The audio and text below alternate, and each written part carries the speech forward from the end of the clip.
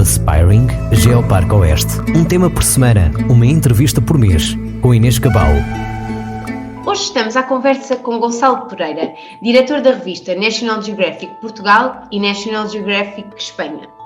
Boa tarde, Gonçalo, seja muito bem-vindo. Boa tarde. Iniciamos então a nossa conversa sobre um tema que aconteceu agora no ano de 2022, o calendário da National Geographic, que foi exclusivamente sobre o território do Aspiring Geoparque Oeste, e gostaria de saber de que forma é que a região do Aspiring Geoparque Oeste é um território National Geographic. Bom, eu sou suspeito à partida porque o Oeste faz parte do meu crescimento e da minha juventude e era uma zona onde eu ia sempre em férias e em fruição, portanto é uma zona pela qual eu já era apaixonado.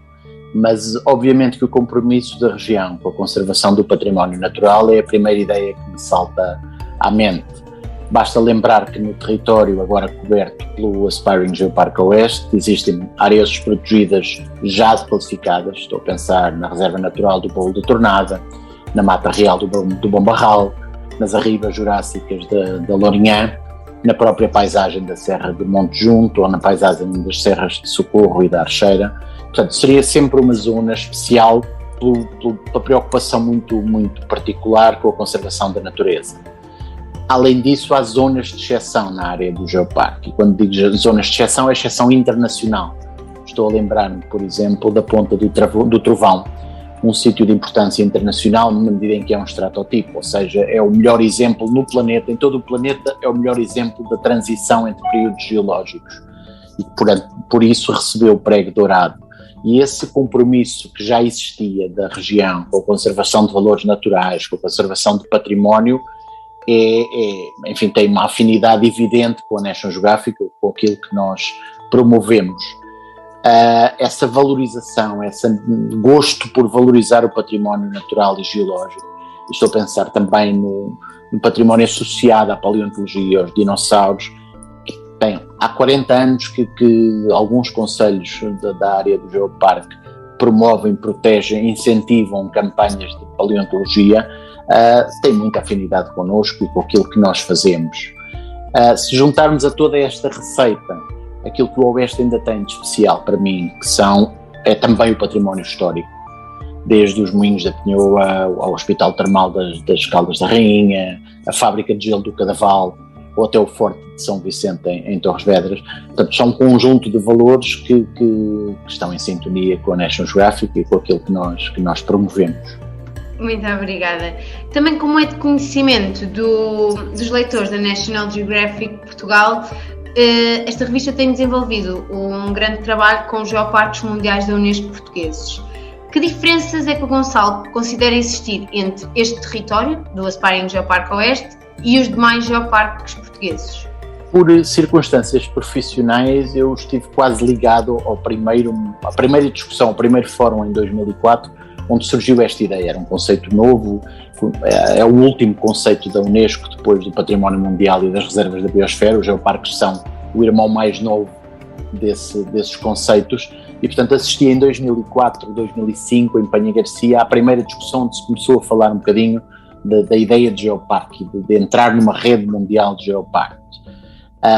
E, portanto, fui assistindo à consolidação dos 5 geoparques que foram aparecendo, fazendo o seu percurso, que é um percurso muito longo e por vezes até ingrato, e fui percebendo o que é que cada um trazia à rede. Eu diria que olhando num olhar macro para o território português continental e insular, o que falta é aquilo que o Geoparque Oeste traz, que é o mar. É verdade que a Naturtejo, por exemplo, no interior de Portugal, traz o mar de há 350 milhões de anos, um pouco como a Aroca também.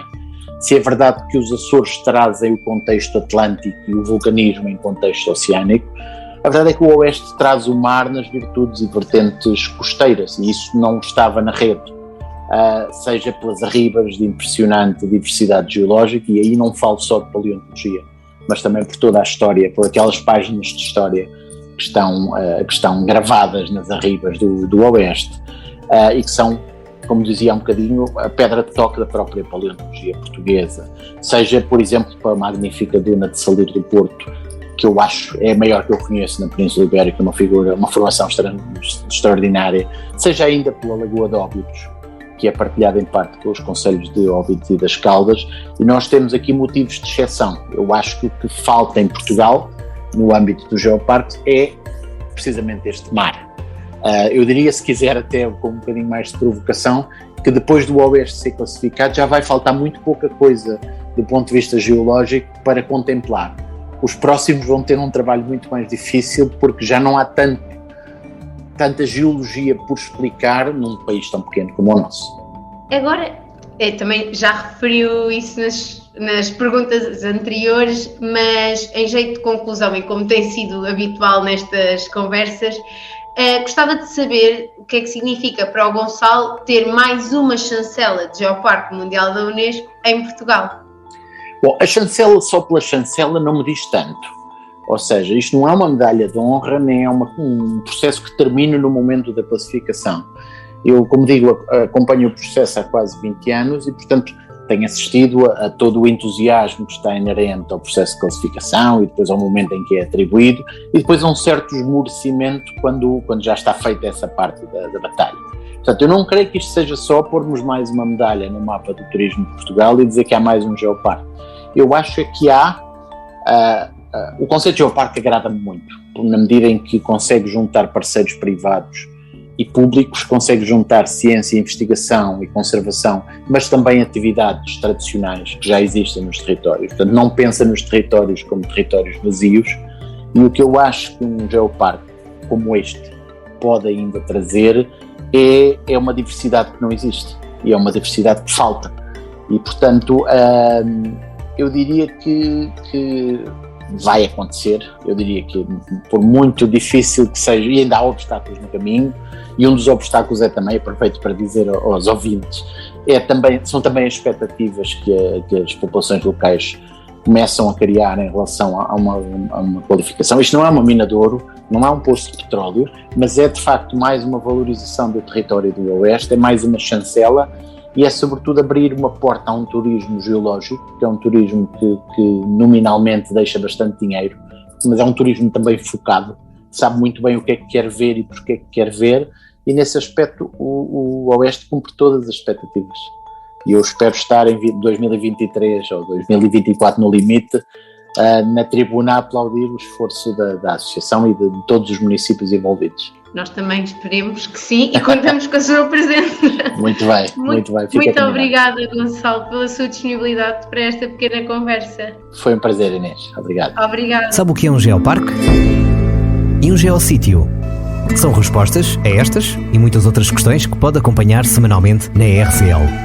Um minuto do Aspiring Geoparque Oeste. Um tema por semana, uma entrevista por mês, com Inês Cabal.